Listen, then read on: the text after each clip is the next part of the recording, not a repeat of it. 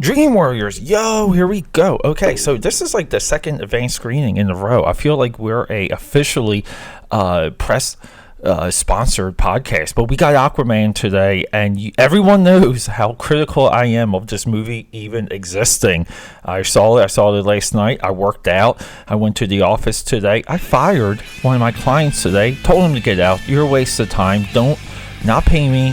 And, like, suck up my time. Don't do that. But look. You hear that music? We want to get into it. It's been a long day for me already, but I had time to let this movie sit. That's the point I was getting at. Dream Warriors, are you ready for the DCEU's Aquaman?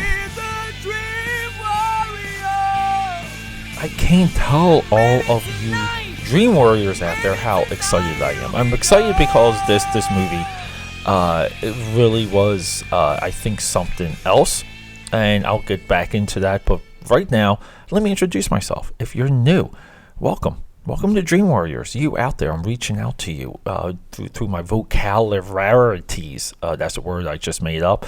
Through my vocals, I'm talking to you, and I'm talking to you directly because I know who you are. You're someone that is as obsessed with pop culture as me, your host, Peter A. DeLuca from AKAPAD.com, AKAPAD, Snapchat, Twitter, AKAPAD13, Instagram, Facebook, AKAPAD69 on Xbox Live, if you guys want to join my Halo team. We do so many cool things here, comics, movies, TV, animation, wrestling, NFL, animation, cartoons, cats and dogs living together. But so part of like what led me into Dream Warriors is this erosion of criticism, and everything's so cynical right now. And there is no, to me, because there's so much cynicism, the criticism is gone. And we're positive here, but we also discuss where movies break, when they break, how they break, and the mechanics around it. Meaning that we all know what happens when movies are made. So, and one of my baseline beliefs is that good movies are freaks. Most movies, with the production alone, the apparatus, the army-style facilities, the army style compartments that produce these movies, okay, because the studios run like these movies are like small, like, military invasions. It's a miracle anything gets made, number one, and number two, it's a miracle if anything is good, because there's so many cooks in the kitchen. And this is really, Aquaman like comes right in deep into that, okay, and so does the DCEU. I'm not really sure how, like, the Marvel Cinematic Universe spoiled people. That's kind of where we are as a film-going community. I think people out there are just spoiled. And their anticipation and what they want from these movies is just completely shattering. It's just unrealistic, and it doesn't make film going fun. There's a level of expectation that completely right now takes modern audiences away from the movie, because social media has enabled everyone to have an opinion, and everyone believes their opinion matters, and most of the time it doesn't. Your opinion only matters if there is time, if there is thought, if there is a struggle, if there is actually like a fight to discover a nuance within the movie, to see the intent, to see the point. And then at that point, you are set free. Then you're able to walk the path and see the movie for exactly what it is. And guess what? Guess what, kids? This is why Dream Warriors is a long-form film discussion, pop culture discussion-driven podcast, because I'm going to go very, very deep in the next month about this movie and the DCEU. Okay, we're not done with Aquaman yet, because we're just going to talk like my first impressions and spoilers. Sorry, we do spoilers here. I don't care. Spoilers is a part of the landscape. If you haven't seen Star Wars or Godfather, Citizen Kane, Apocalypse Now, like these great, fantastic movies, you already know the hooks and the spoilers, and you might be seeing those movies for the first time, and you're still going to enjoy them. This is no different. I'm sorry. Okay, I don't like spoiler embargoes. I feel like they harm film discussion, because you can't give an opinion and a review and not talk about the freaking movie. Like, this is a waste. This is why even now my criticism of critics and my consumption of what critics are doing via Twitter and YouTube is just gone. There's a few that I even go to that I would trust. So with that being said, this movie I thought I would never see. I never thought I would see an Aquaman movie. Okay, let me just say that. But we're in an age where, hey, it's put up or shut up, because I never thought I would see Watchmen. I never thought I would see a Avengers, like a properly done Avengers movie. I never thought Thanos would snap. I didn't think they were going to go there with that. I didn't even think Thanos was going to complete the Infinity Gauntlet in Infinity War. Okay, I never thought I would see a Justice League movie. The concepts of the shared universe films. Okay, I thought I would never see. Transformers having 5 movies, 6 now with the Bumblebee spinoff. Go back 2 episodes if you want to hear my opinions on the Bumblebee movie. Okay, I never thought any of these films would exist. My mind is blown. I mean, we literally live in an age. We have a Doctor Strange and a Black Panther movie. It's phenomenal. So what's left? There's very few things left. I think my last fruit on the tree that's left is it's a completely long. I'm talking like a 3-hour long animated Bone, Jeff Smith's Bone. I want that to be 3 hours long. I want it to be CGI, and I want it to be the most epic CGI film cartoon ever put to digital. Like, okay, and I want that to go right to Netflix. Okay, that's my last. Like, I don't know what else they can adapt. I really don't. But we have Aquaman, and Aquaman long has been shredded within pop culture itself. People make fun of him. The character speaks to fishes. It's a fish talking character. Oh, I'm sorry. I'm doing a lot of stuff here right now, and okay, I'm back. I'm sorry. Look, I'm juggling so much today, and I was bad. I didn't turn the volume off on my phone. That was a huge text message. Look, we're doing a lot today. The Patriots are playing the Steelers. My whole day's organized around that. That's why I forced myself to go work out. I went into the office. I did a lot of things already. But Aquaman has been long mimicked within pop culture because he's the guy that speaks to fishes. They even hinted on this within the Justice League. The Ben Affleck Batman, Batfleck made a comment. And then, within the trailer itself. And so this Aquaman character is almost like the brainchild of Zack Snyder. He wanted to deliver this harder-edged version, just more modern day. Like, let's really bring him into the modern era version of Aquaman, and it completely works. Okay, Jason Mimosa. I screw his name up all the time. I like calling him Jason Mimosa because I do love mimosas, and I like people named Jason. Okay, this dude, long-haired, tatted up. He's just shredded like lettuce, looking good. He's not totally yoked, but he's looking good. And this is our Aquaman. So what happens is, like, now, like, the cynicism came and destroyed the DCEU because people were calling it too dark. They do this, what very poor critics call a course correction. If you use the term course correction with the DCEU, you're going to have to go. I am so sorry. You're going to have to go.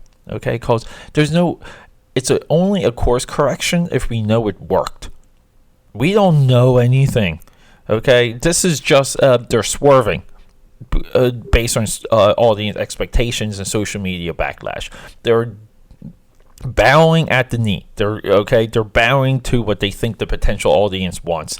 I don't really know. I think this movie even could have been a little bit darker, and it still would have been fantastic, just with the spectacle of it.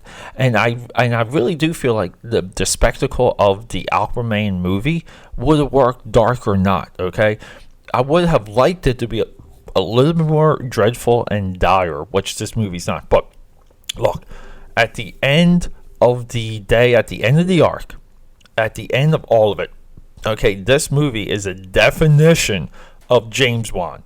This dude, okay, Fast and Furious 7, the Jason Statham opening hospital breakout killing everyone scene is one of my all-time like favorite action scenes. It is masterful the way how that is shot, and it sets up the entire movie in one like opening credit sequence. Okay, he gave us The Conjuring. Okay, so now that's like I think 5 movies deep with spin-offs. The Saw. Okay, Saw is 6 movies with 1 reboot, which I still have to see. I really wanted to do Saw, the newer one for the 31 Days of Dread, and that was on my list, and I bumped it off of my list. James Wan is masterful. He is he James Cameroned this movie before James Cameron could give us the aquatic Avatar 2. Okay, because James Cameron has said time and time again we're going to go into like the oceans of Pandora. I'm not sure what James Cameron can do that Aquaman didn't beat it to that punch. This movie is new and old. Okay, it's nostalgic. It's also modern. It's tough and it's light. It is balanced. That's the word I'm getting to. Okay, this movie is perfectly balanced. Some of these a-hole critics want to go on and on about the middle. This movie turns into part quest. No big deal. Okay, Arthur needs to find Excalibur. Okay, and it's not Excalibur in this movie. It's a trident, and then then we have the origin of 2 villains. This movie very artfully doesn't even kill the villains. Great. Okay, we can go back to them. We have Orm. Orm literally is wearing the mask, full out chrome, in a war, in the battle at the end of this movie. We have a believable Black Manta. Okay, if we go to the 1969 Aquaman Hanna-Barbera cartoon, the first episode is Black Manta. We have a legit origin for Black Manta. He's pissed that his father got killed and he's out for blood. He gets his ass beat in this movie, but he's still out for blood. He's still at it. And we have the potential of another villain. Okay, so there's like a third villain that comes in at the end, at the mid-credit sequence. What's this movie missing? I don't know. A little bit more exposition? No. Okay, we get too much exposition into Atlantis and how the things work there. We're out. We are up the river.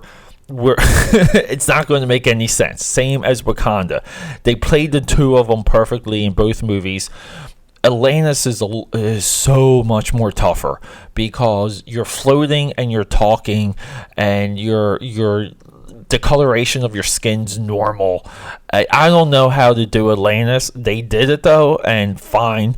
Okay, and we actually have an explanation. Okay, this is how you know that no one saw this effing movie but your boy, aka Pad. Okay, we have the Unite the 7. So this was a teaser poster by Justice League. It would be Aquaman, and it said Unite the 7. This makes me believe that Zack Snyder set up the Aquaman movie within Justice League because the character arc is on the freaking poster, the teaser poster for Justice League. And Warner Brothers, they did Zack Snyder dirty, and I'll never forgive them. But here's the thing. We have the unition, like the unification of the 7 here. The 7 are the 7 kingdoms of Atlantis, and Orm is uniting the 7, but he can't do it because he needs 4. They have laws and rules, but he needs 4. Aquaman can do it because he can take over the 1 with the trident and become the rightful heir, and this and that. And I'm not really sure because I thought like how royal hierarchy worked. Nicole Kidman is revealed to live. She dies, then she's back. So she's the queen. She would be heir. But then we have Orm, who's a full blood, and then we have Arthur, who's a half blood. I thought in the order it would be queen, full blood, and then Arthur. But whatever. Arthur's the chosen one. We get that in this movie, okay? But he unites the 7. So the prophecy of the Justice League teaser poster comes full circle in this. But look, everyone, you just have to go see this movie. It's going to blow your mind. There's so much effort put into this movie. It's hard not to love. Just to love and be in enjoyment of every frame of this movie. And I'm sorry if you're picking it apart and going too deep into it, you're trying too hard. You're looking for something negative, and I'm sorry, but that's not the point. That's not why this movie was made. This movie was made to have you enjoy it, and this is not just popcorn, mind-numbing entertainment. There's a real arc here. There's a real love story. If you don't get tearful when Nicole Kidman shows up at the end to her estranged love, her husband, the father of Arthur Curry, aka Aquaman. If that scene doesn't really hit you, I'm not sure what will. Okay, I felt it, and it felt good, and it felt masterful, and I give James Wan all the credit in the world because he's a legit filmmaker. Okay, and he has swung for the fences and created more than one mythology for us to consume. Like I said, he added a lot to Fast and Furious 7. Okay, he gave us Conjuring, he gave us Saw, and now he's giving us this. And I believe he understands the material enough to keep going. And you have to let him go back, or you give him another DCEU movie. Okay, he needs to keep going. You have him. Make him happy, because he popped this one out of the park. Look, we're going to go deeper into Aquaman for now. We're going to go deeper. But for now, this is a high recommendation, and take your family and buy them toys at the end. Buy them action figures, because they're just cool looking. And look, everyone, thank you for joining me. I love you. Dream Warriors Podcast, your boy, AKAPAD, out.